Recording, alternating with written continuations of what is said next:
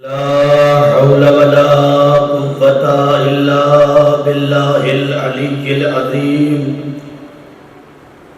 أعوذ بالله من الشيطان اللعين الرجيم. بسم الله الرحمن الرحيم. الحمد لله الذي لا يبلغ مدحته القائلون ولا يحصي نعماءه العادون ولا يؤدي حقه المجتهدون. الذي نشر الرياح برحمته ووتدا بالصخور ميدان أرضه. ثم الصلاة والسلام والتحية والإكرام على النبي المكي المدني القرشي الهاشمي المطلبي الرسول المسدد والمصطفى الأمجد.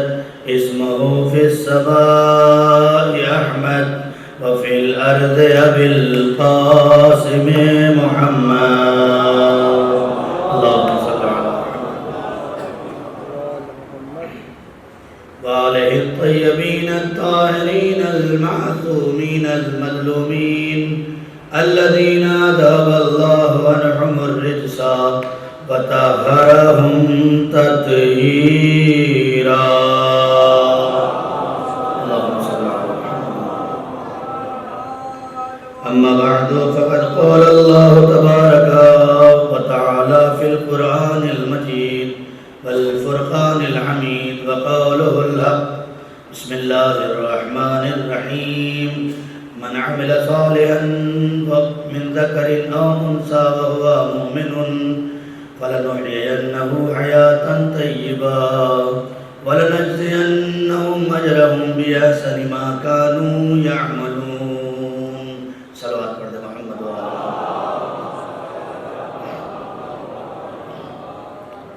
معزز سامعین کرام و بزرگان قوم ملت و دوستان عزیز، عشرہ محرم کی نوی مجلس عزاخانہ پنجتنی میں ہو رہی ہے اور اس کا عنوان ہے محبت اہل بیت اور پاکیزہ زندگی. اور یہ آخری مجلس ہے جسے نوی مجلس کہا جاتا ہے. اب تک کے تمام مجالس کا جو نچوڑ ہے وہ یہ ہے کہ ہماری ذمہ داری ہے کہ ہم سب سے پہلے اپنے عقیدے کو درست کریں. ہر مسلمان کی بلکہ ہر انسان کی ذمہ داری یہ ہے کہ وہ سب سے پہلے اپنے عقیدے کو درست کرے. اگر انسان کا عقیدہ درست نہیں ہے تو وہ لاکھ سجدے پہ سجدہ کیے جائے، وہ لاکھ روزے پہ روزے رکھے جائے، وہ رات حفظ قرآن کیے جائے، لیکن پھر بھی اس کا یہ عمل بیکار نظر آئے گا. قیامت میں اللہ کے سامنے وہ اپنے عمل کے ذریعے سے سرخرو نہیں ہو سکتا. ایک صلوات پڑھ دے محمد و آل محمد.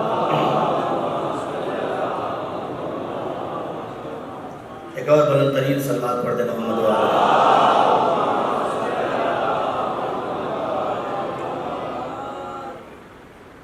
تو انسان کے لیے ضروری ہے کہ وہ اپنے عقیدے کو پہلے چیک کرے، اپنے ایمان کو پہلے چیک کرے.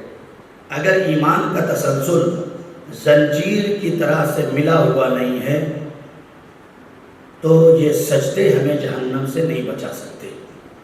اور یہ ساری باتیں ہم نے دلیل کے طور سے گفتگو کی ہے. ایسا نہیں ہے کہ صرف ہواؤں میں گفتگو اور فضاؤں میں گفتگو اور مزاجوں سے تنگ و دست کر کے گفتگو کو آگے بڑھایا. ہم نے گفتگو کا آغاز جو کیا تھا اور عقیدے کو پختہ کرنے کی بات کی تھی تو ہم نے کہا تھا کہ کربلا ایک ایسے میدان کا نام ہے کہ جہاں پر سارے عقیدے کھل کر سامنے آ گئے اور اسی عقیدے کی بنیاد پر فیصلہ ہوگا. ورنہ اگر عبادتیں کام آتی تو کربلا میں دو گروہ ہیں، ایک کم تعداد والا اور ایک بڑی تعداد۔ کم تعداد والا 72 کی تعداد یا 110 کی تعداد ہے، زیادہ تعداد والا زیادہ سے زیادہ 1.25 لاکھ کی تعداد ہے۔ ادھر کم والے بھی نمازیں پڑھ رہے ہیں، زیادہ والے بھی نمازیں پڑھ رہے ہیں۔ کم والے بھی حافظ قرآن ہیں، زیادہ والے بھی حافظ قرآن ہیں۔ ایسا نہیں ہے کہ جو حسین کے لشکر میں تھے بس وہی حافظ قرآن تھے، نہیں، جو یزید کے لشکر میں بھی آئے تھے وہ بھی حافظ قرآن تھے۔ اور 33 حافظ قرآن جو میں نے دیکھا ہے، 33 حافظ قرآن، تقریباً اس سے بھی زیادہ کی تعداد ملتی ہے، لیکن کم سے کم جو ہے وہ 33 حافظ قرآن جو حسین کے مقابلے میں آئے تھے۔ ادھر بھی عبادتیں تھیں، ادھر بھی عبادتیں تھیں، ادھر بھی نمازیں تھیں، ادھر بھی نمازیں تھیں، لیکن فیصلہ تعداد پہ نہیں ہوگا، فیصلہ تعداد پہ نہیں ہوگا، فیصلہ اس بات پہ ہوگا کہ کون کس رہبر کے ساتھ ہے۔ توجہ کریں، کون کس رہبر کے ساتھ ہے۔ حسین کے پہلو میں آنا اور ہے، حسین کے راستے پہ چلنا اور ہے، حسین کو ماننا اور ہے، حسین کے راستے پہ چلنا اور ہے، حسین کے سامنے حسین پر رونا اور ہے۔ عمر سعد بھی رویا، پیسر سعد بھی رویا، شمر بھی رویا۔ صرف رونا حسین کے ساتھ ہونے کی علامت نہیں ہے، ظالم سے آنکھوں میں آنکھیں ملا کر حق کو حق، باطل کو باطل کہنا، یہ معیار حسینیت ہے۔ ایک صلوات پڑھیں محمد والا۔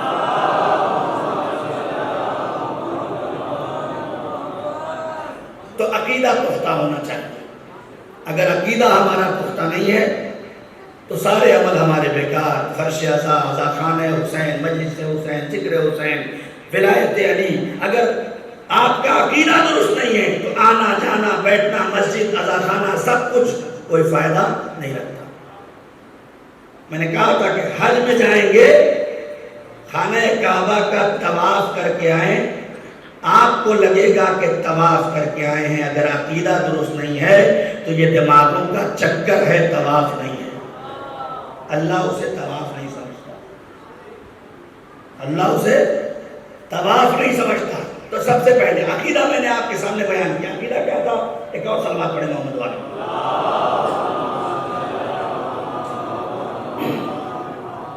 عقیدہ آپ کے سامنے بیان کیا تھا، وہ جلدی سے ایک بار دہرا دوں، سبق ہے 10 دنوں کا، تھوڑا سا 2-4 منٹ میں دہرا کے پھر اس کے بعد آگے بڑھتا ہوں۔ ایک اور صلوات پڑھیں محمد والے۔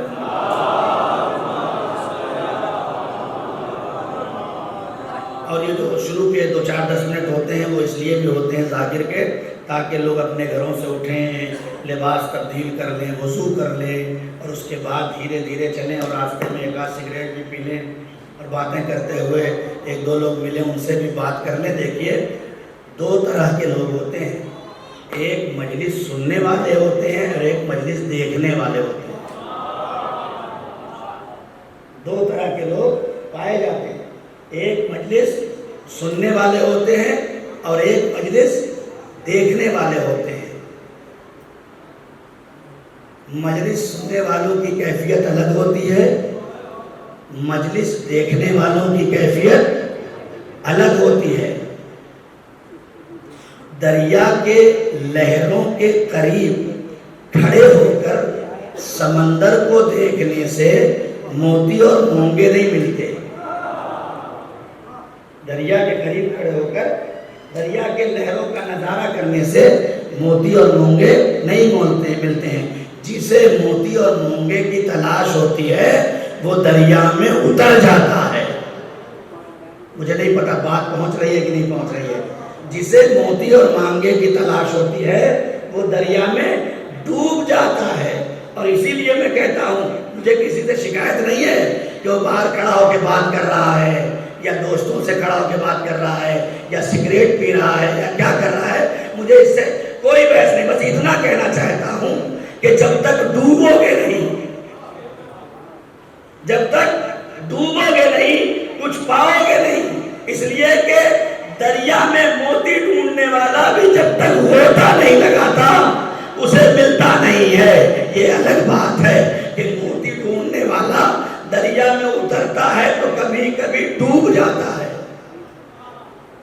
لیکن جو فرش ادائے حسین پہ آتا ہے اور عشق علی میں ڈوبتا ہے تو وہ ڈوبتا نہیں ہے، آسمان فضیلت پر سلمان بنتا ہے، ابو ذر بنتا ہے، مقداد بنتا ہے، فضہ بن جاتا۔ صلوات پڑھ دے محمد والا۔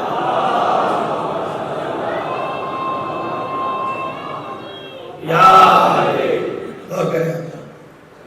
اب ایک بات آگے یہ چھوڑ دیتا ہوں، صلوات پڑھ دے محمد والا۔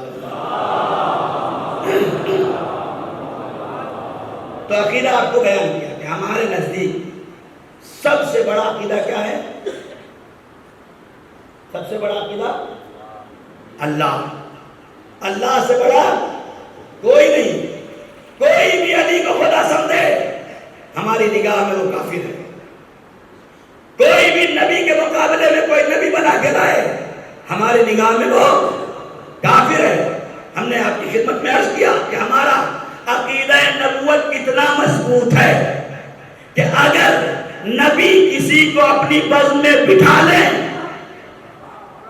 تو ہمارے لیے محترم بن جاتا ہے، اور نبی اگر کسی کو بزم سے اٹھا دیں تو ہمارے لیے محترم نہیں رہتا ہے۔ ہمارا عقیدہ نبوت اتنا مضبوط ہے کہ ہم نبی کو سب کچھ مانتے ہیں، اللہ کے بعد ہماری نگاہ میں جو سب سے بڑا معیار ایمان ہے اسے رسول کہا جاتا ہے، اسے مصطفیٰ کہا جاتا ہے، اسے حضرت محمد مصطفیٰ صلی اللہ علیہ وسلم۔ ایک بار اندر سوال پڑھتے ہیں۔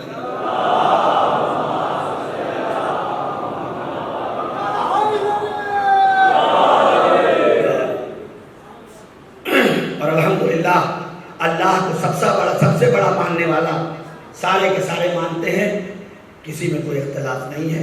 ہاں جس کے ہاں غیر معصوم دروازوں سے خدا لیا گیا ان کی ہاں خدا کی شکل بھی بڑھ گئی، اور لکھ دیا گیا کہ ہمارا خدا وہ ہے کہ جب جہنم کہے کہ حل من مزید، حل من مزید، حل من مزید، تو خدا بند عالم اپنا داہنا پاؤں جہنم میں رکھ دے گا اور جہنم خاموش ہو جائے گی۔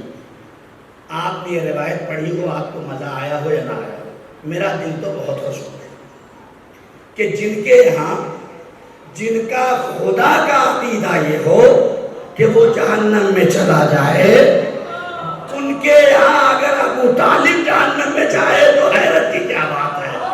صلوات پڑھ دے محمد والے محمد۔ غور کریں آپ، تو اللہ کو اللہ ماننے میں سب برابر ہے، نبی کو نبی ماننے میں سب برابر ہے۔ مشکل ماننے کی نہیں ہے، مشکل یہ ہے کہ کیسے مانے، مشکل یہ ہے کہ کیسے مانے۔ پھر بھی میں عقیدوں کو اور قریب کرتا ہوں، ہم سب کے سارے فرقوں کے جو ایمان ہیں وہ تقریباً متحد ہیں، فرق نہیں کرتا۔ اللہ کو سب اللہ مانتے ہیں، کوئی اختلاف ہے نہیں۔ نبی کو سب نبی مانتے ہیں، کوئی اختلاف ہے نہیں۔ قرآن کو سب قرآن مانتے ہیں، کوئی اختلاف ہے۔ لکھ دیا کہ شیعوں کے پاس 40 پاروں کا قرآن ہے نا؟ کچھ لوگوں نے ذہنوں میں بٹھا دیا کہ ان کا قرآن بھی مت دیکھنا، ان کے یہاں 40 پاروں کا قرآن رکھا ہوا ہے۔ ہمارے ہاں وہی قرآن ہے جو مسلمانوں کے گھر میں قرآن رکھا ہے، اور ہمیں بدلنے کا کیا اختیار ہے جب ہمارے علی نے نہیں بدلا؟ توجہ کریں، آج جو قرآن مسلمانوں میں باعث اتحاد ہے یہ علی کی عظمتوں کا کمال ہے، ورنہ جب قرآن جمع ہو رہا تھا تو 10 لوگوں نے جو قرآن جمع کیا تھا وہ آج ہمارے پاس ہے، تنہا علی نے نبی سے جو جمع کیا تھا وہ الگ ہے۔ لیکن اتحاد، ہم سے زیادہ اتحاد کون جانتا ہے؟ علی نے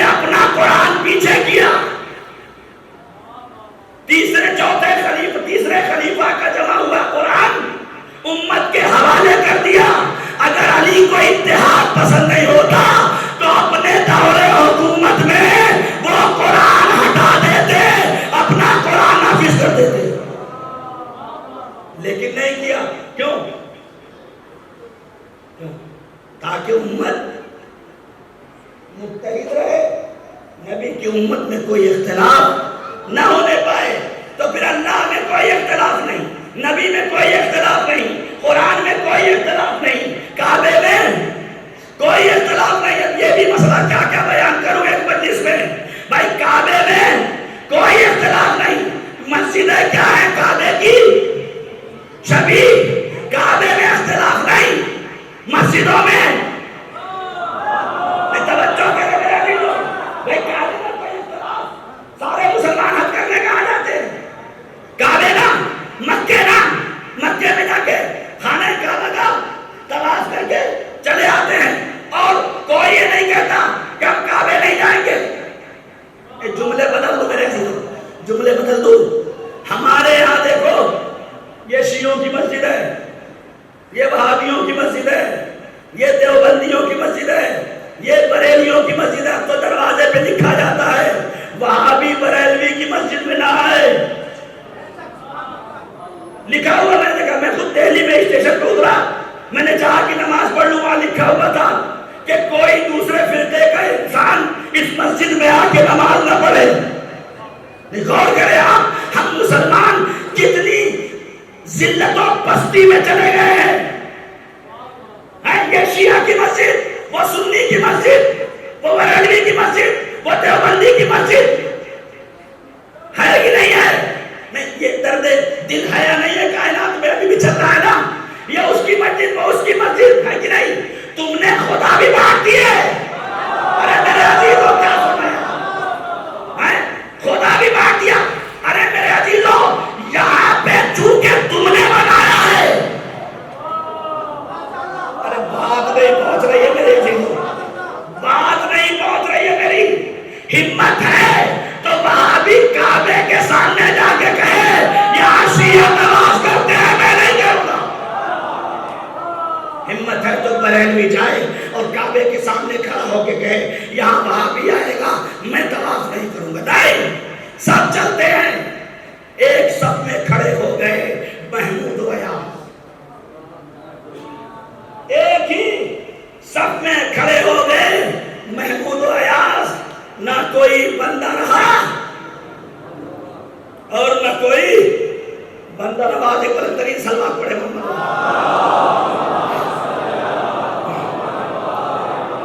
بس بہت جلدی جلدی آپ کو لے کے آ رہا ہوں اس منزل تک۔ ایمان دیکھیں آپ، مشکل کہاں ہے؟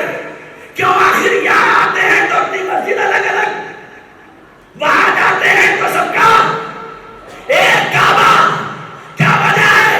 وجہ بس وہی ہے جو میں پہلے دن کہا تھا، چونکہ کعبہ ہم نے نہیں بنایا۔ نہیں توجہ میرے عزیزو، کعبہ ہم نے نہیں بنایا، کعبہ اللہ نے بنایا ہے، اس کے بنائے ہوئے کو بنانا نہیں ہے، ماننا ہے۔ مسجد بنا سکتے ہو، کعبہ نہیں بنا سکتے، اس لیے کہ وہ اس نے بنایا ہے۔ تو جب کعبہ نہیں بنا سکتے تو مولود کعبہ بنانے کا حق کیا ہے؟ سوال کر کے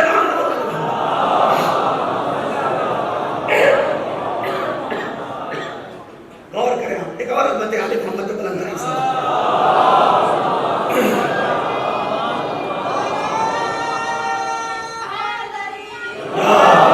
تھوڑا سمٹ ہے، اشارہ ہو رہا ہے تاکہ آپ بعد میں آنے والے افراد آ رہے ہیں۔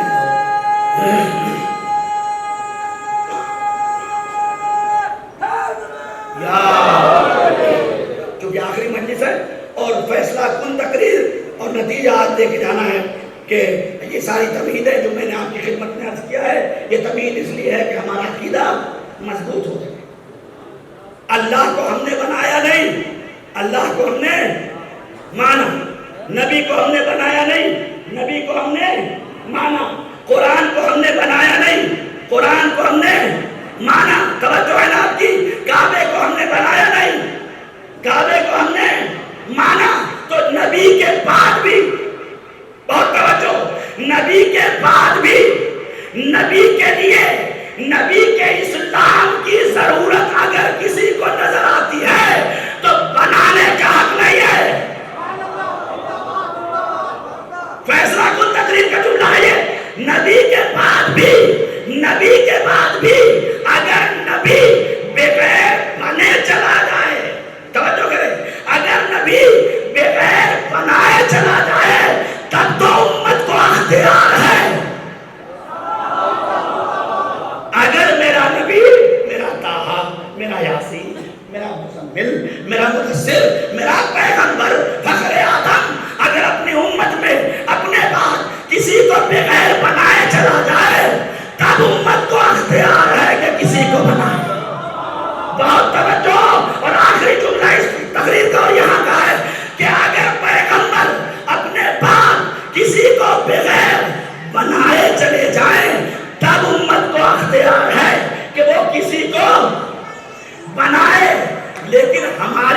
مجبوری ہے،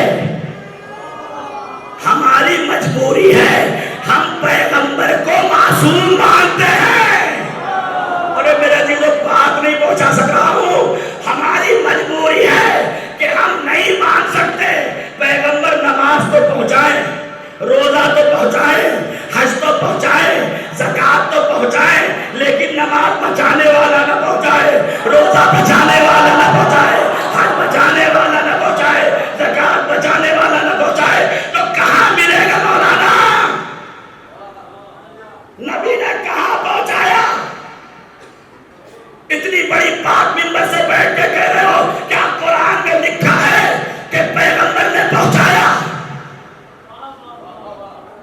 کہیں لکھا ہے قرآن میں کہ پیغمبر نے پہنچایا؟ میں نے کہا اگر عقیدہ مضبوط تبھی عمل کام آئے گا، ورنہ سب بیکار ہو جائے گا۔ میرے پیغمبر، یہ ساری امت مسلمہ بیٹھی ہوئی پوچھ رہی ہے کہ آپ نے جانے سے پہلے کسی کو امت کے حوالے کیا تھا یا ایسے ہی چلے گئے تھے؟ نبی آواز دیں گے، میں ایک شب بستر چھوڑ کے جاتا ہوں، میں ایک شب کے لیے اگر بستر چھوڑ کے جاتا ہوں تو بغیر کسی کو لٹائے نہیں جاتا۔ ہمیشہ کے لیے اگر امت چھوڑ کے جاؤ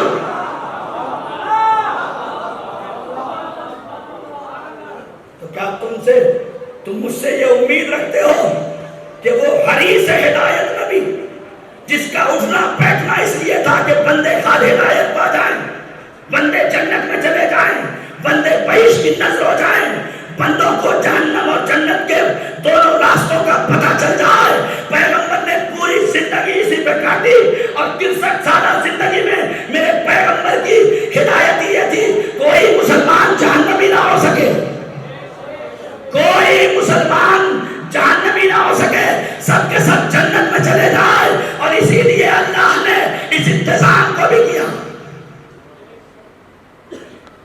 کہیں ملا؟ قرآن میں ہے؟ میں نے کہا بالکل، اعوذ باللہ من الشیطان الرجیم۔ دیکھیں نقطہ مارنا چاہتا تو میں مار دیتا، میرا ہدف مجلس کا نقطہ مارنا نہیں، عقیدہ بتانا ہے، قرآن سے لاؤ بولا۔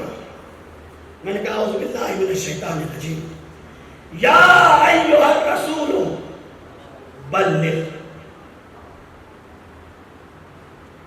کیا ہے؟ یا ایھا الرسول بلغ، اے میرے پیغمبر پہنچا دو۔ بلغ ہے، اللہ نے یہ نہیں کہا ہے میرے پیغمبر کہہ دو، مجھے نہیں پتا، یہ قرآن کی بلاغت ہے، قرآن کی فصاحت ہے۔ یا ایھا الرسول بلغ، اے میرے پیغمبر پہنچا دو۔ کیا پہنچا دوں؟ ما انزل علیک، جو تم پر پہلے نازل ہو چکا ہے۔ دونوں چیزیں پیغمبر نے یہ نہیں کہ بنا دیا، نہیں، وہ دیا امت کو جو اللہ نے بنایا تھا۔ ارے میرے عزیزو بات نہیں بہت رہی ہے، پیغمبر کو بھی اختیار نہیں، بہت بڑی بات کہنے جا رہا ہوں، پیغمبر کو بھی اختیار نہیں کہ اللہ کے بنائے ہوئے دین کا رہبر اپنی طرف سے انتخاب کر لے۔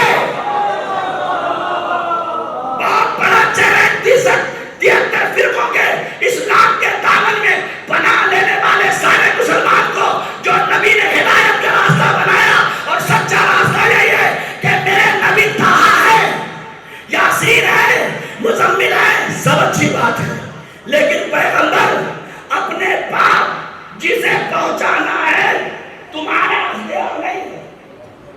یا ایھا الرسول بلغ، میرے رسول پہنچا دو، ما انزل الیک، اپنی طرف سے کچھ مت پہنچانا،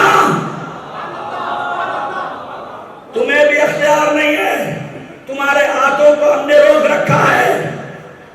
ما انزل الیک، جو اللہ کی طرف سے تم پر نازل ہو چکا ہے، بس میرا اللہ نہیں۔ فَإِن لَمْ بَلَّغْتَ، اے میرے پیغمبر یاد رکھنا، اگر تم نے یہ نہ پہنچایا، فَمَا بَلَّغْتَ رِسَالَتَهُ،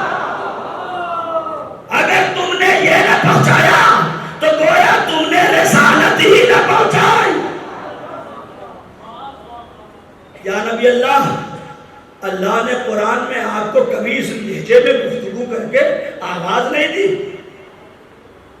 آج آخر یہ کہتا کہ یا ایھا رسول منصب سے خطاب ہو رہا ہے، منصب سے خطاب ہو رہا ہے. ورنہ قرآن کی آپ لوگ تو پڑھتے ہیں سورہ مزمل، سورہ مدثر، کیا ہے؟ یا ایھا المدثر، اے چادر والے پیغمبر.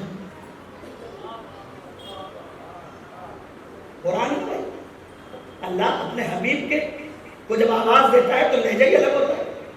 یا ایھا المزمل، یا ایھا المدثر، اے چادر والے پیغمبر، یا ایھا المزمل، اے کملی والے پیغمبر. ہے سنا ہے کہ نہیں سنا آپ نے؟ اب یہ الگ بات ہے کہ اگر چند لمحے کچھ دن میرے نبی سے کمبل لگ جائے تو قرآن کی آیت بن جائے. اگر چند دنوں قرآن کی آیت بن جائے وہ کملی، وہ کمبل اگر نبی سے منسلک ہو جائے، نبی کی آپ کو اپنی آغوش میں لے لے. اگر چند دنوں چادر نبی کو اپنی آغوش میں لے لے تو اللہ کہہ دے یا ایھا المدثر، یا ایھا المزمل. اب میں کیا کروں کہ اگر کچھ دنوں کے لیے چادر اور کملی نبی کو اپنی آغوش میں لے لے تو وہ قابل آیت اور قابل تعریف بن جائے. اس ابو طالب کا کیا کہوں جس نے 16 سال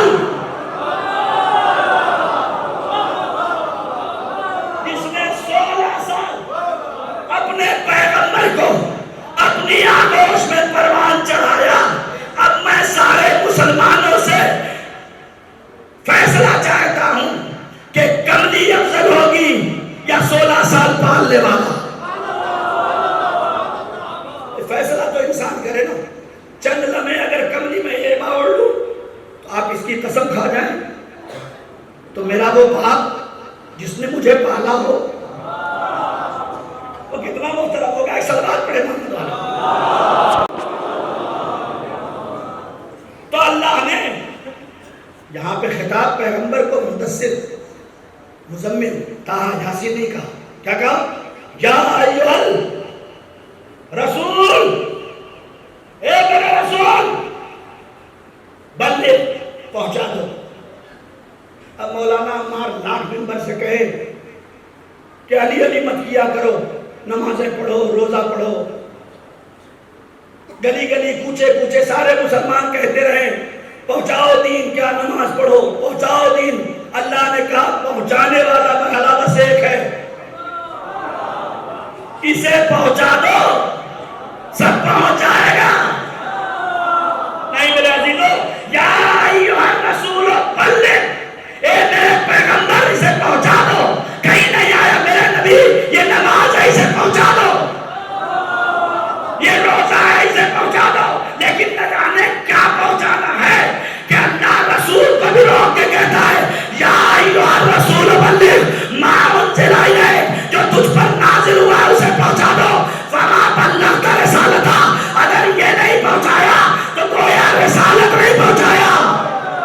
علامہ امینی نے ایک کتاب لکھی جس کا نام ہے الغدیر، جس میں 600 سے زیادہ اہل سنت کی کتابوں کا نام، راوی کا نام، حدیث کی سند،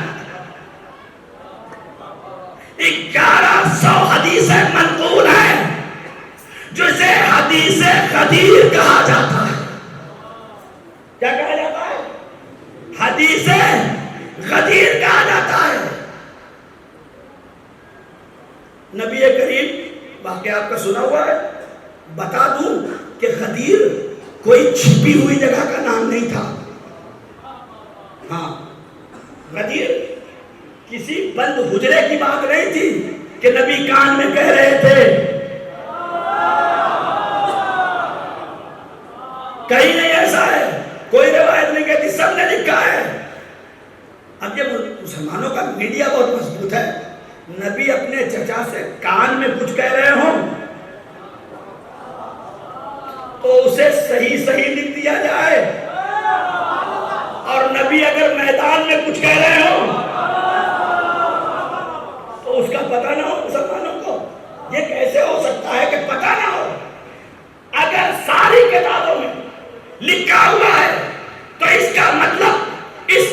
آپ کی غلطی نہیں ہے.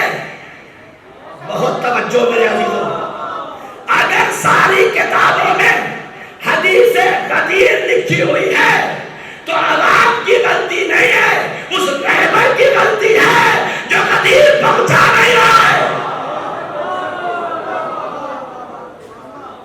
اللہ رسول سے تو کہے کہ تم پہنچا دو, اور آج کا مسلمان کتاب میں لکھا بیٹھا رہے کہے میں نہیں پہنچاؤں گا.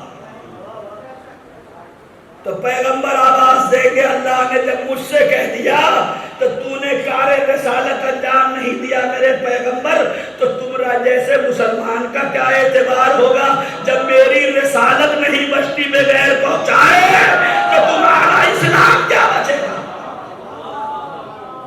کیا ہے حدیث غدیر؟ پڑھیے علامہ مودودی اور تاریخ طبری. دیکھیں شیعوں کے ہاں بھی تاریخ کی کتاب جس کتاب سے زیادہ عرض کی گئی ہے اسے کہتے ہیں تاریخ طبری. اور یہ تاریخ طبری شیعوں کی کتاب نہیں. طبری ایک بہت بڑے مورخ کا نام ہے اور انہوں نے تاریخ لکھی ہے. اس میں لکھا ہوا ہے کہ پیغمبر اکرم صلی اللہ علیہ وسلم, بہت تیری بات ختم ہو رہی ہے.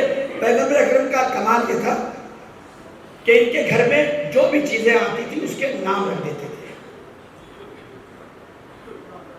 جو بھی چیز ہوتی تھی, اگر 4 عصا ہے تو چاروں عصا کے الگ الگ نام ہوتے تھے. اور یہی وجہ ہے آپ دیکھیں جناب علی اکبر کے گھوڑے کا نام الگ, جناب عباس کے گھوڑے کا نام الگ, جناب امام حسین کے گھوڑے کا نام الگ, پیغمبر کے گھوڑے کا نام الگ, مولا کائنات کے گھوڑے کا نام الگ. ان کے گھر کا دستور تھا جو بھی ان سے مل جاتا تھا صاحب نام ہو جاتا تھا. جو بھی ان سے مل جاتا تھا. اور جناب علی اکبر نے تو اپنے رجز میں اپنے گھوڑے کی 7 پشتوں کو بیان کیا ہے. جناب علی اکبر نے اپنے گھوڑے کے 7 پشتوں کا نام لیا اور اس میں جملہ کہا ہے اے فوج یزید میں فقیر کے پیالوں کی طرح جمع ہونے والے سپاہیوں, تم حسین کے اس لال سے لڑنے آئے ہو کہ جس کے یہاں جانور بھی بے نام و نسب نہیں ہوتے. تو ان کے گھرانے کا اصول کیا ہے؟ سلوات پڑھ دے.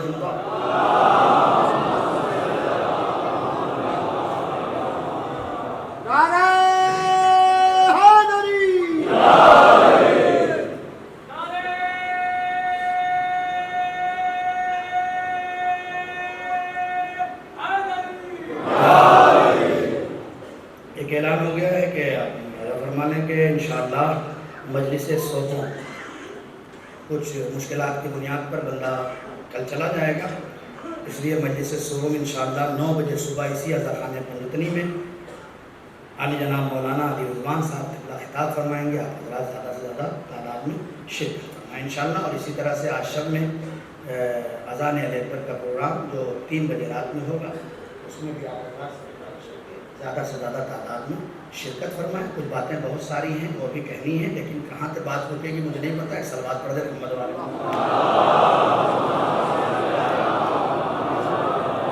اشارہ ہو رہا ہے آپ لوگ تھوڑا تھوڑا سمٹائیں, اگر جگہ ہو تو تھوڑا تھوڑا سمٹائیں.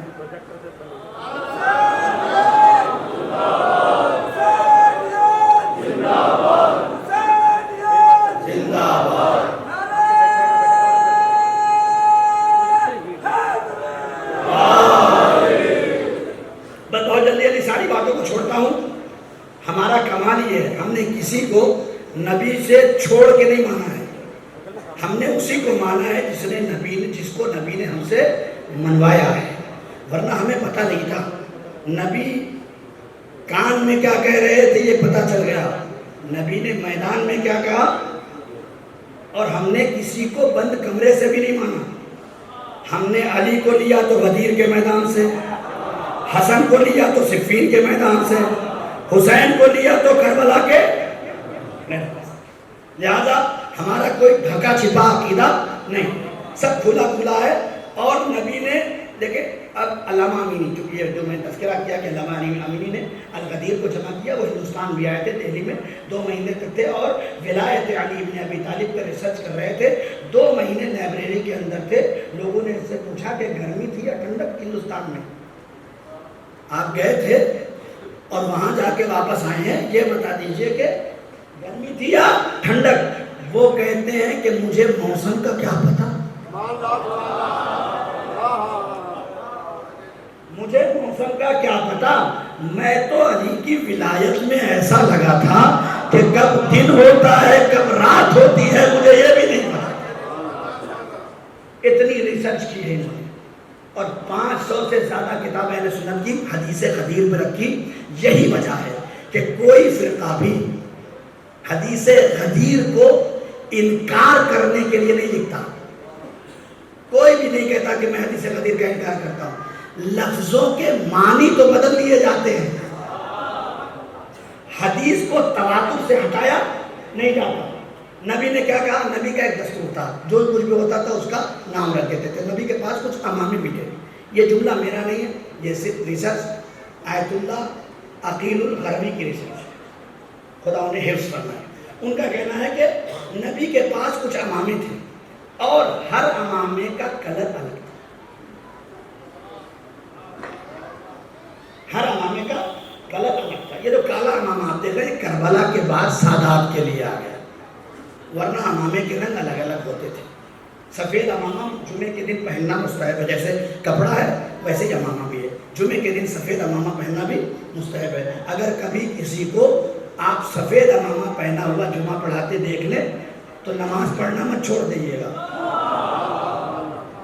کہ اس کا تو پتہ ہی نہیں کب سید ہو جاتا ہے کب غیر سید. نہیں، نبی کی سنت ہے کہ اگر کوئی سفید امامہ پہن کے نماز جمعہ پڑھائے تو یہ سنت نبوی ہے. یاد رکھیے گا، آپ غور کریے گا. ہاں، آنکھوں سے دیکھی ہر بات ضروری نہیں ہے کہ سچ ہو جائے. غور کریے گا. تو ہوا کیا؟ پیغمبر کے پاس ایک امامہ تھا، خاص امامہ، جس کا رنگ گلابی تھا، جس کا نام تھا سحاب. سحاب کہتے ہیں بادل کو، سحاب کہتے ہیں بادل کو. اور یہ امامہ نبی کو بہت پسند تھا. حج کرنے جا رہے تھے تو اپنے ساتھ لے کے چلے، لیکن پہنا نہیں. لیکن جب حج کر کے واپس آ رہے تھے تو مورخین نے رکھا کہ نبی کو یہ امامہ اتنا پسند تھا کہ جب حج سے واپس آ رہے تھے تو 1.25 لاکھ حاجی ساتھ میں تھے، تو پیغمبر نے اس صحاب امامے کو اپنے سر پہ لگا رکھا تھا. اور لوگ پوچھ رہے تھے یا نبی اللہ یہ گلابی امامہ کیوں پہنا ہے؟ یہ مکے ہی سے شروع ہو گیا تھے. مت سوچئے کہ نبی نے اچانک روک لیا، ایسا نہیں ہے نا. مکے میں نبی نے یہ امامہ اپنے سر پہ لگایا اور لگانے کے بعد چلے. لوگوں نے پوچھنا شروع کیا ہے نبی اللہ یہ گلابی رنگ کا امامہ آپ کو، یہ آپ کیوں زیب تن کیے ہوئے ہیں؟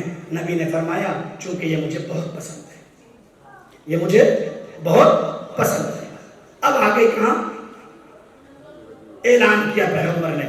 ابھی جبریل آئے تھے اور انہوں نے کہا ہے اے میرے پیغمبر وہ پہنچا دو جو تم پر نازل ہو گیا ہے نا.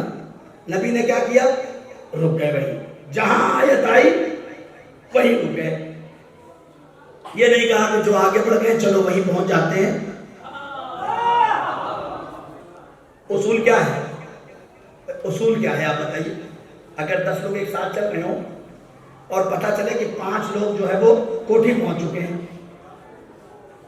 ہیں اور 3 لوگ جو ہے مسجد کے پاس ہیں اور 2 لوگ ابھی کہاں ہیں؟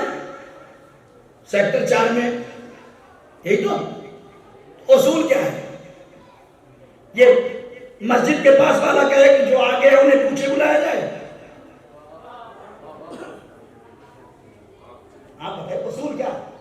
کہ جو مسجد پہ کھڑا ہے وہ کہے کہ جو کوٹھی پہ اسے پیچھے بلایا جائے، یا یہ کہے کہ پیچھے والوں سے کہ بھائی میں وہاں پہنچتا ہوں تم سب کوٹھی پہ جمع ہو جاؤ، لیکن پیغمبر نے یہ نہیں کیا، جہاں آیت آئی وہی رکے۔ میرے پیغمبر یہ کیا ہے کہا، اگر یہ نہیں پہنچایا،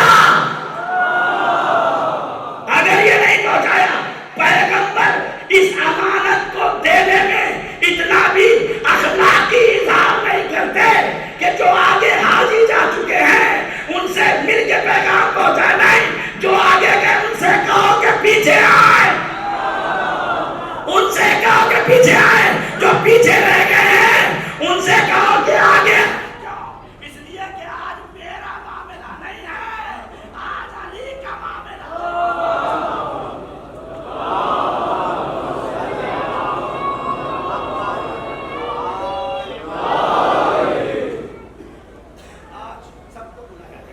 سب آگے کجاؤں کا منبر بنایا۔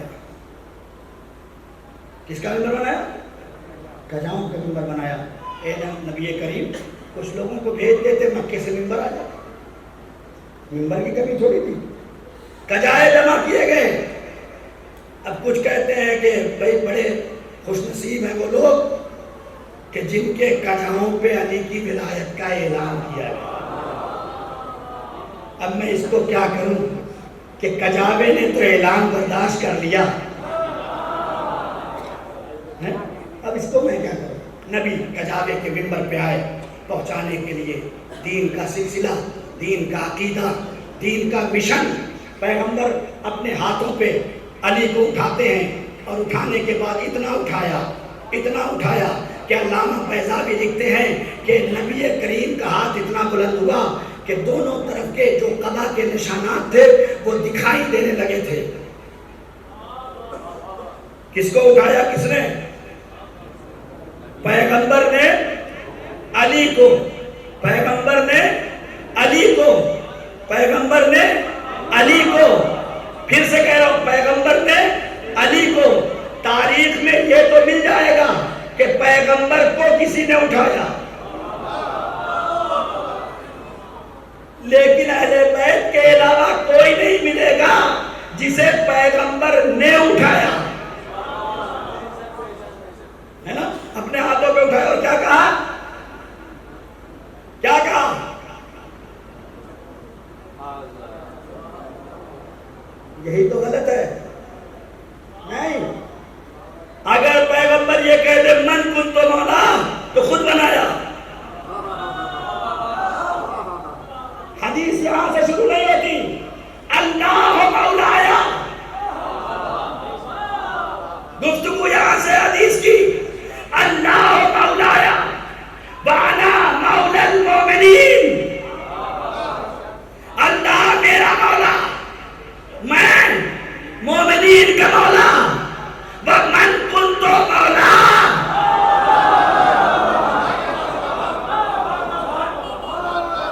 نبی علی کو پہچانوانے نہیں آئے، نبی خدائی عقیدہ دینے آئے۔ اللہ مولایا، اللہ میرا مولا، وانا مولا المومنین، اور میں مومنین کا مولا، ومن کنت مولا ہو فہذا علی المولا، جس کا میں مولا اس کے علی مولا۔ اب سب نے لکھا، بہت اٹھائیے، اب سب نے لکھا یہاں مولا سے مطلب حاکم نہیں ہے، دوست ہے۔ تو اب یہ آپ کا ذوق ہوگا، پہلے آپ بتائیے آپ نے اب تک نبی کو اپنا رہبر مانا یا دوست مانا؟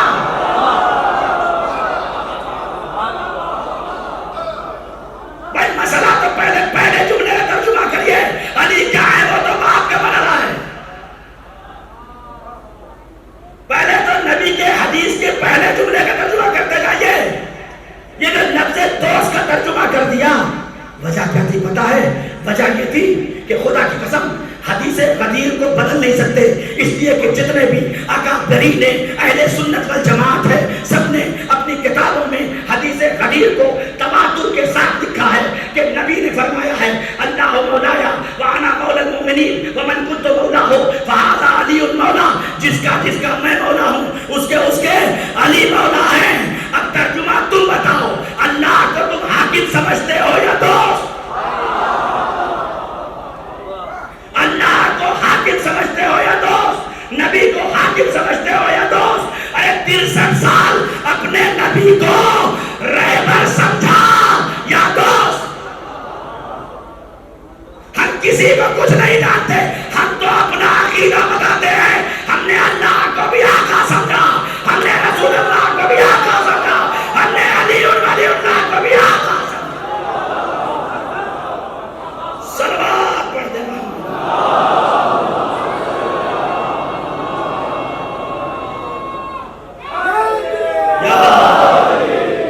ہم کو کسی کو کچھ کہنے کا اختیار نہیں ہے. ہم اپنا عقیدہ بیان کرتے ہیں. ہم نے کیا مانا؟ ہم نے نبی کو دوست نہیں مانا، ہم نے نبی کو کبھی اپنے جیسا نہیں مانا. ہم نے نبی کو ہمیشہ اپنا آقا مانا ہے. ہم نے ہمیشہ نبی کو اپنا حاکم مانا ہے. ہم نے نبی کو ہمیشہ اپنا رہبر مانا ہے. اور اسی لیے علی کو بھی رہبر مانا ہے. اسی لیے نبی کو بھی اور علی کو بھی رہبر مانا ہے. اس لیے کہ ایک رہبر نے رہبر دیا، ایک حاکم نے حاکم دیا. اب یہ جملہ آپ کی نظر کر دیتا ہوں، دیکھتا ہوں کیسے آپ سنتے ہیں، مجھے نہیں پتا. آخری آدمی تک پوری غدیر میں کتنے لوگ؟ 1.25 لاکھ کا مجمع. کجاوے پہ کتنے؟ کجاوے پہ کتنے؟ 2. ایک کا نام محمد، صلوات پڑھ دے محمد اور ایک کا نام علی. اب غدیر کے اعلان کو نہ مانا گیا. کیوں پتا ہے؟ اس لیے کہ غدیر میں 2 ہی منظر ہیں، یا تو قضاؤں کے منبر پہ مولا ہے یا نیچے سب غلام ہے. اس کے علاوہ کچھ بھی نہیں. نبی نے الگ کر دیا سب سے. جو میرے ساتھ ہے وہ حاکم، جو میرے ساتھ ہے وہ رہبر ہے، جو میرے ساتھ ہے وہ. اور یہی وجہ ہے میں نے غلام ایسے نہیں کہا ہے. مولا زادوں کے مولا کے گھر میں مولا زادے پیدا ہوتے ہیں، غلام کے گھر میں غلام زادے پیدا ہوتے ہیں. اسی لیے جب ایک امام نے کہا کہ جا کے کہہ دو غلام زادے سے، تو انہوں نے کہا کہ لکھ کے دے دیجئے، ہمارے لیے اسی میں نجات ہے. کہ نہیں؟ تاریخ ہے. اب بس یہاں سے ایک سوال کا اور جواب دے کے بات ختم کر دو. آخری بات تمام ہو گئی. اب یہاں مسئلہ یہ ہے کہ کچھ اشکال کرنے والے کر سکتے ہیں کہ یہ نبی نے بنا دیا تھا یا اللہ نے. ہم کیسے مانیں کہ یہ نبی نے بنایا؟ کوئی دلیل ہے آپ کے پاس کہ نبی نے اپنی جانب سے نہیں بنایا، یا اپنے بھائی تھے یا اپنے داماد تھے، نبی نے بنا دیا ہوگا؟ نبی اگر 1,00,000 دلیل دے دیتے تو شاید دلیل اس طرح سے مکمل نہ ہوتی. لیکن کیا کریں کہ علی کی ولایت میں دلیل دینے والا خود آ گیا. جیسے ہی نبی نے اعلان ولایت علی ابن ابی طالب کیا،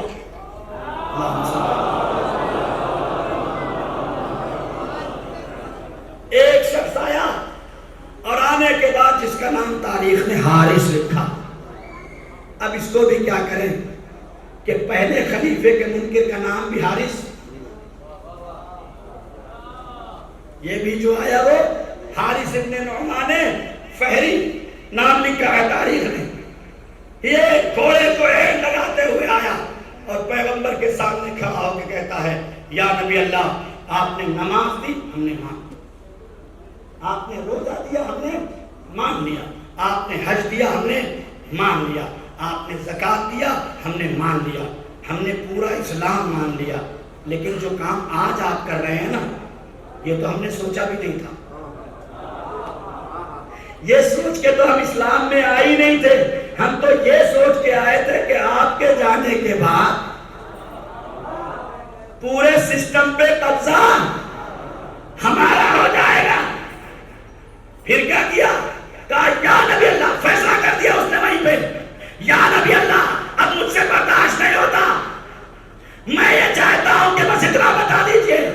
کہ یہ علی کو ولی جو آپ نے بنایا، علی کو حاکم جو آپ نے بنایا، یہ آپ نے اپنی جانب سے بنایا یا اللہ نے؟ ہے نا واقعہ ہے کہ نہیں ہے نا؟ تمام تاریخ میں مل جائے گا، شیعہ سنی تمام کتابوں میں۔ حارث آیا اور آنے کے بعد کیا کہا؟ یا نبی اللہ، اب مجھ سے برداشت نہیں ہوتا، نماز مان لی، روزہ مان لیا، حج مان لیا، زکات مان لیا، اب آپ علی کو بھی زبردستی، یا آپ نے اپنی طرف سے بنایا یا اللہ کی جانب سے بنایا؟ ارے اتنا کہنا تھا، نبی نے کہا اگر میں اپنی طرف سے بناؤں تو مجھ پہ عذاب۔ اللہ اکبر، یہ فیصلہ کچھ جملہ ہے نبی کا، اگر میں اپنی طرف سے بناؤں تو مجھ پر عذاب، اور اگر اللہ کی طرف سے آیا ہو تو تم پر عذاب۔ سارے اسلام کے مؤرخوں نے لکھا آسمان سے ایک پتھر چلا، آسمان سے ایک پتھر چلا، حارث کے سر پہ گرا، حارث کا عزم معقول بھوسے کی طرح زمین پر گر گیا۔ اب مجھے نہیں پتا علی اور اللہ میں کیا، علی اور اللہ میں ایسی کون سی بات تھی کہ علی اللہ کے دشمن کو احد میں مارے، بدر میں مارے، صفین میں مارے؟ یہاں بھی علی کو تلوار نکالنی تھی اور کہتے کہ میری ولایت کا منکر ہے، اسے واصل جہنم کر دوں۔ اللہ نے کہا نہیں، بنایا میں نے، حفاظت کی ذمہ داری بھی میری ہے۔ ارے جب کعبے پہ آفت آتی ہے تو میں وہاں بھی پتھر بیچتا ہوں، اسے بھی میں نے بنایا تھا۔ آج تو علی کا معاملہ ہے، سب آپ پڑھ دیں گا۔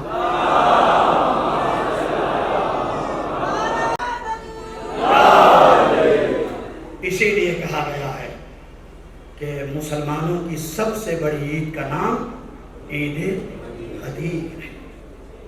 پہنچاؤ اس کو۔ چوتھے امام سے جب پوچھا گیا آپ محرم کیوں مناتے ہیں، آپ اتنی شدت سے محرم کیوں مناتے ہیں؟ کہا اس لیے کہ غدیر بھلا دیا گیا۔ مسلمانوں کی سب سے بڑی عید کا نام، مولانا عمار نمبر سے نہیں کر رہے ہیں، روایتوں میں ہے عید اللہ اکبر، عید اللہ اکبر، اللہ کی سب سے بڑی عید، جو سب سے بڑی عید ہے۔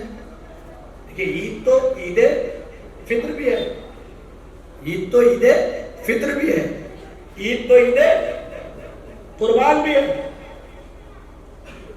جملہ نظر کر کے آگے بڑھ جاؤں، عید فطر جو ہے یہ مسلمانوں کی عید ہے، عید قربان ہم مسلمانوں کی عید ہے، لیکن عید غدیر مسلمانوں کی عید نہیں ہے، اسلام کی عید ہے۔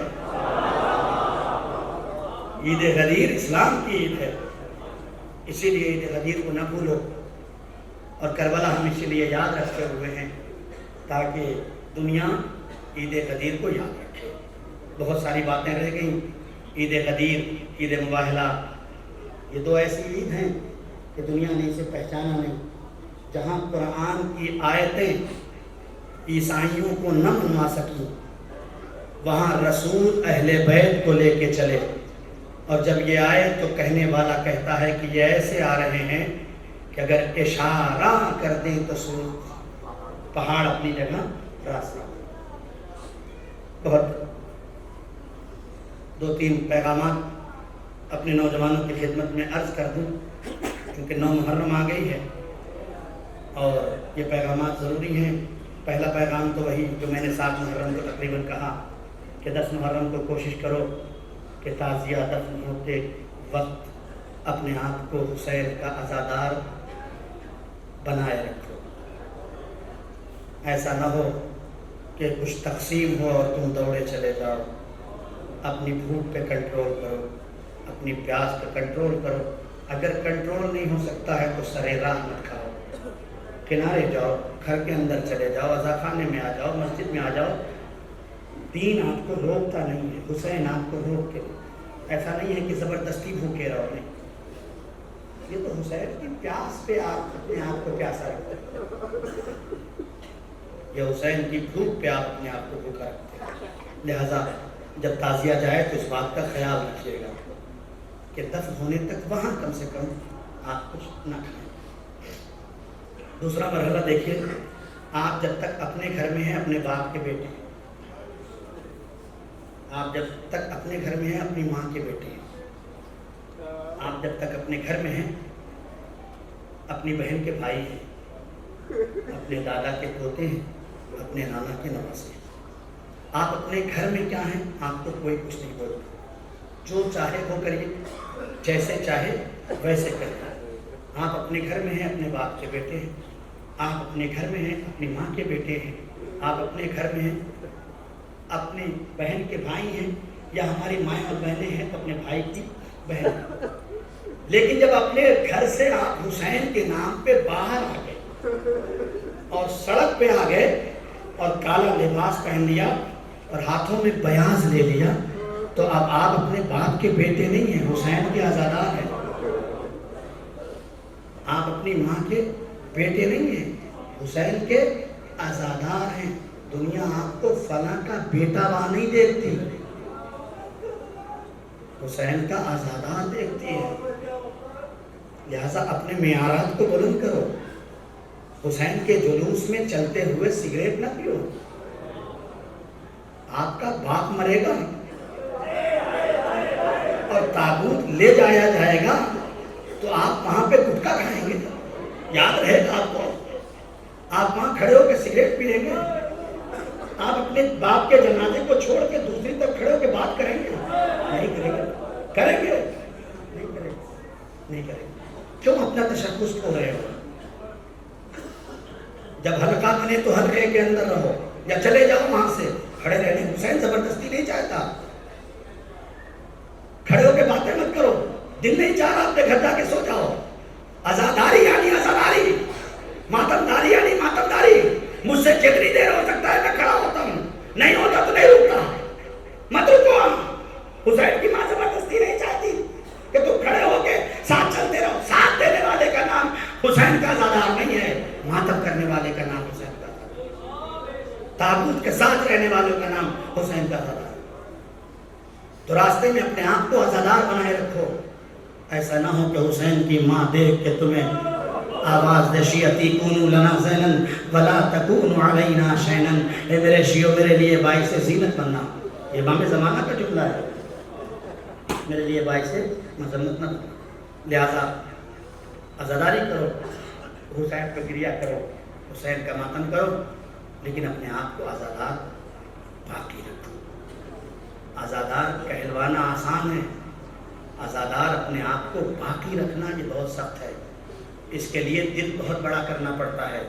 ہو سکتا ہے میرے کندھے سے آپ کو دھکا لگ جائے تو کھڑے ہو کے چیخنا مت شروع کر دو کہ دیکھ کے نہیں چلتا ہے، نہیں، آزادار تھا، غلطی ہو گئی، لڑ گیا ہوگا، جان بوجھ کے بھی مار دیا تو تم انجانے بن جاؤ۔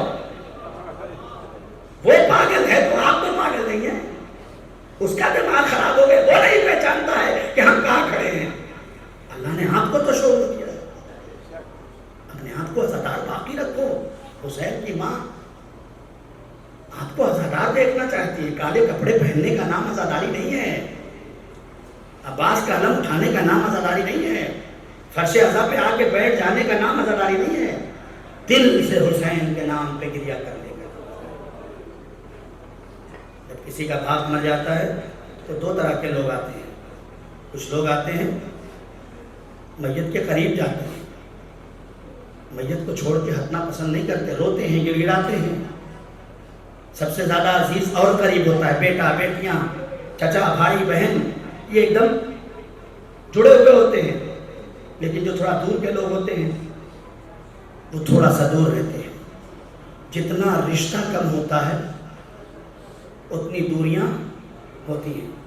گھر سے باہر نکلیں گے جنازے والے گھر سے تو دیکھیں گے کچھ لوگ دیوار کا سہارا لے کے کھڑے ہیں، سگریٹ بھی پی رہے ہیں، باتیں بھی کر رہے ہیں، کب مولانا آئیں گے، کب نماز جنازہ ہوگی، کب غسل ہوگا، کب کفن ہوگا، یہ باتیں کر رہے ہیں، وہ رو رہا ہے۔ تو میں کسی سے کچھ نہیں کہتا، بس اتنا کہتا ہوں جس کو جتنی قربت ہوتی ہے نا وہ اتنا قریب ہوتا ہے۔ تو مجلسوں میں باہر مت کھڑے ہوا کرو، اگر جگہ ہو تو عزا خانے کے اندر آیا کرو، اس لیے کہ جس سے جتنی قربت ہوتی ہے وہ اتنا قریب ہوتا ہے۔ اور حسین کی ماں بھی یہی چاہتی ہے، ورنہ کیوں کہتی ہے میرے لال پہ ایسے رویا کرو جیسے بوڑھی ماں اپنے جوان بیٹے پہ روتی ہے۔ کیوں کہہ رہے ہیں یا حسین کیوں کہہ رہے ہیں شیعتی ماں ان شربتم ماں عبد فسکرونی، اے میرے شیعو اگر کبھی ٹھنڈا پانی پینا نہ جانے حسین کو پیاس کا کتنا قدر ہے کہ آواز دیتے شیعتی ماں ان شربتم، اے میرے شیعو جب کبھی ٹھنڈا پانی پینا۔ میرے نوجوانوں، میرے دوستوں، میری ماں اور بہنوں، کوشش کیا کرو جس دن علی اصغر کا دن ہو نا اس دن اپنے چھوٹے بچوں کو بھی ٹھنڈا پانی دو۔ مجھے نہیں پتا مصائب کہاں پہ ختم ہوگا، جہاں تک میرے کلیجے میں طاقت ہے وہاں تک علی اکبر کا مصائب، جناب علی اصغر کا مصائب کرو۔ علی اصغر ایک ایسا شہید ہے کربلا کا، لیکن 3 ایسی شخصیت ہیں جسے معصوم نے باب الحوائج کہا ہے۔ ایک مسلم ابن عقیل، ان کو معصوم نے باب الحوائج کہا ہے۔ ایک مولا عباس، ان کو معصوم نے باب الحوائج کہا ہے۔ اور ایک جناب علی اصغر، انہیں معصوم نے باب الحوائج کہا ہے۔ تو اس مجلس میں باب الحوائج کا تذکرہ، رات بھی میں نے یہی کہا تھا کہ مولا عباس کا تذکرہ ہے، باب الحوائج ہے۔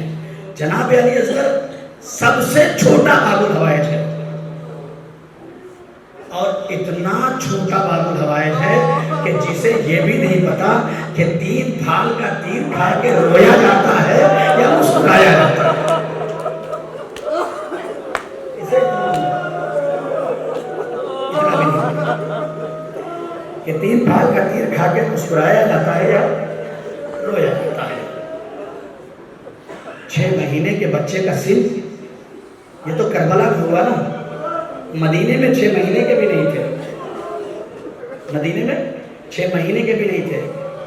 جب جناب علی اکبر اور جناب صغرا نے اس بات کو محسوس کر لیا اور صغرا نے یہ پہچان لیا کہ میرا اکبر نہیں رکے گا، جب یہ سمجھ چکی کہ اب میرا اکبر رکنے والا نہیں ہے، تو جتنا صغرا اکبر کو پیار کرتی تھی اتنا ہی صغرا اصغر کو پیار کرتی۔ یہی وجہ ہے کہ جب سب جانے لگے تو صغرا نے اصغر کو اپنے ہاتھوں میں، اب روایتوں میں لکھا کہ رباب آگے بڑھی، اصغر نہیں گئے۔ کیوں نہیں گئے؟ تاکہ دنیا پہچان لے میری بہن صرف اکبر سے پیار نہیں کرتی۔ نہیں گئے، لیلا آگے بڑھی، نہیں گئے، تمام بیویاں آگے بڑھی، نہیں گئے، حتیٰ کہ حضرت سرکار ابوالفضل العباس بھی آگے بڑھے، نہیں گئے، آخر میں امام حسین آگے بڑھے، بچے کو ہاتھ پہ لیا، کانوں میں کچھ کہا، وہ جس نے اب تک بہن کے لیے اپنے آپ کو روک سکا تھا، صغرا کی آغوش چھوڑی، حسین کی آغوش میں آ گیا۔ میں نے کہا میرے آقا حسین کیا کہہ دیا؟ حسین نے آواز دی، میں نے کان میں بس اتنا کہا میرے اصغر تیرے بغیر کربلا ادھوری ہے، اے میرے اصغر اے کتاب کربلا پر جب تک تیرے خون کی مہر نہیں لگے گی میرے نانا رسول اللہ کا دین محفوظ نہیں رہ سکے گا۔ ارے اصغر نے صغرا کی آغوش چھوڑی، حسین کی آغوش میں آ گئے، حسین نے رباب کے حوالے کیا، رباب لے کے کربلا آ گئی، رات کی تاریکی ہے، حسین کا خیمہ ہے، رباب کی آغوش ہے، 6 مہینے کا بچہ ہے، رباب کانوں میں کہہ رہی ہیں اے میرے اصغر اے میرے نال، میں سید ذاتی نہیں ہوں، میں نسل فاطمہ سے نہیں ہوں، اے میرے لال ہوشیار رہنا، کل تمہارے بابا پہ وقت آئے گا، عباس جائیں گے،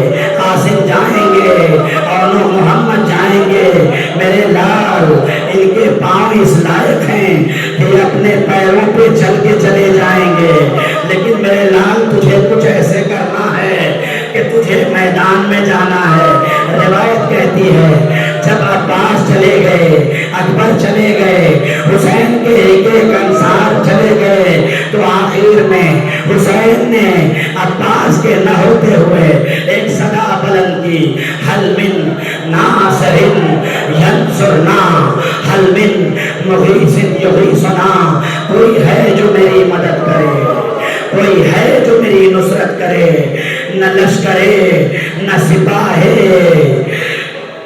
نہ لشکرے نہ قاسمے نہ سپاہے، نہ قاسمے نہ علی اکبرے نہ عباس، حسین تنو تنہا بس ایک ندا بلند کرتے ہیں، کون ہے جو میری نصرت کرے۔ یہ حسین چاہتے ہی نہیں کہتے ہیں، یہ اس وقت کہا جب حسین کے جسم پر زخم لگ چکے ہیں۔ ایسے ہی نہیں حسین نے جاتے ہی کسی کو مدد کے لیے پکارا، جب حسین کے جسم پر زخم لگ چکے ہیں تو بیتاب ہو کے کہا، کب کہا پتا ہے کب کہا؟ جب حسین کے جسم پہ زخم لگ چکے تو لعینوں نے ایک شور بلند کیا، چلو خیمے کی طرف چلو۔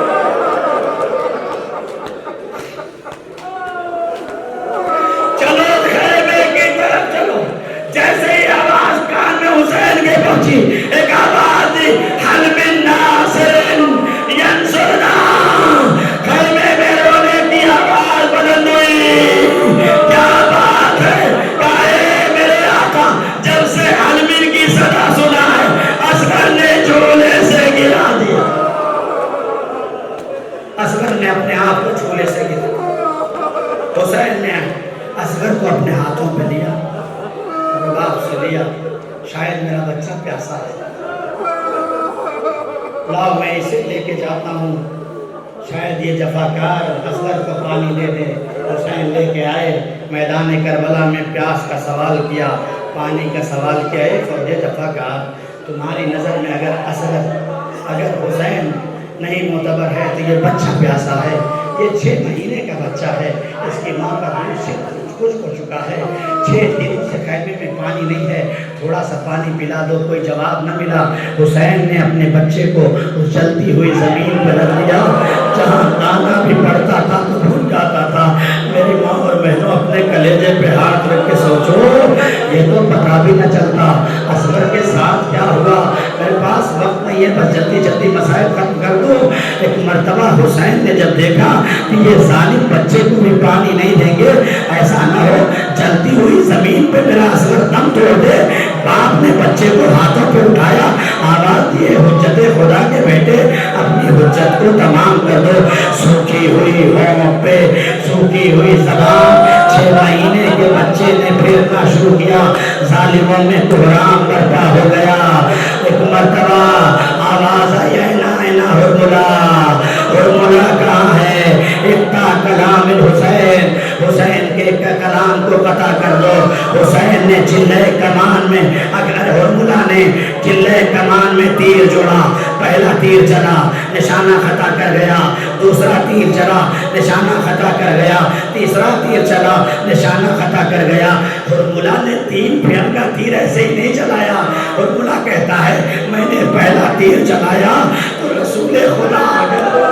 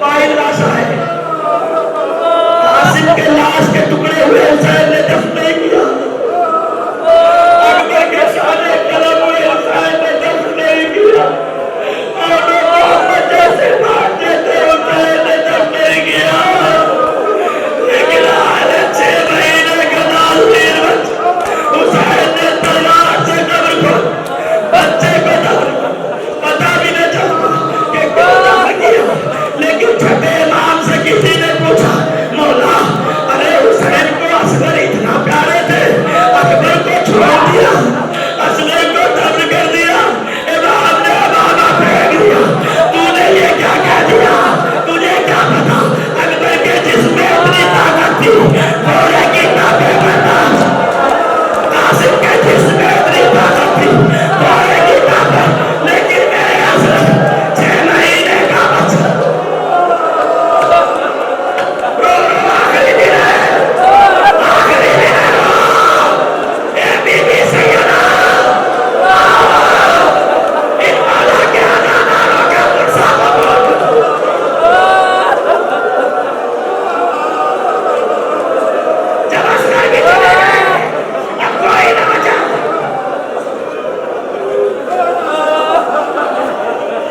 ننھی سی قبر کھود کے اصغر کو گار کے شبیر اٹھ کھڑے ہوئے،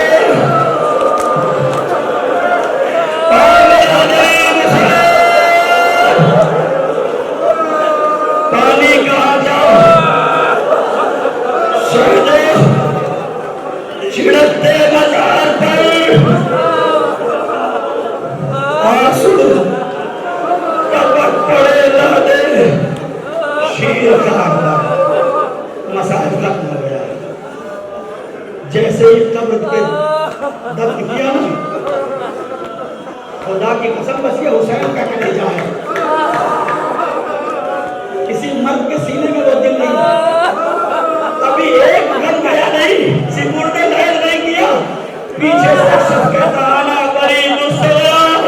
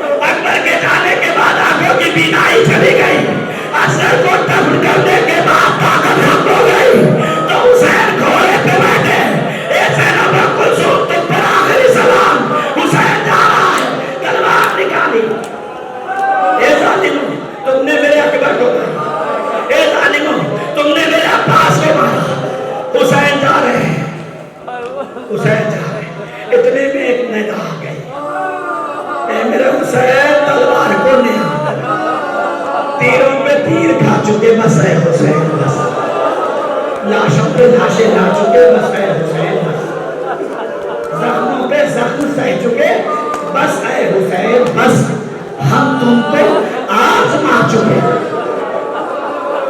بس اے حسین بس، اب سر جھکا دے खंजरे बेदाग के लिए।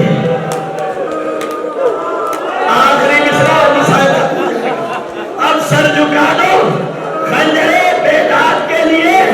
कुछ इम्तिहान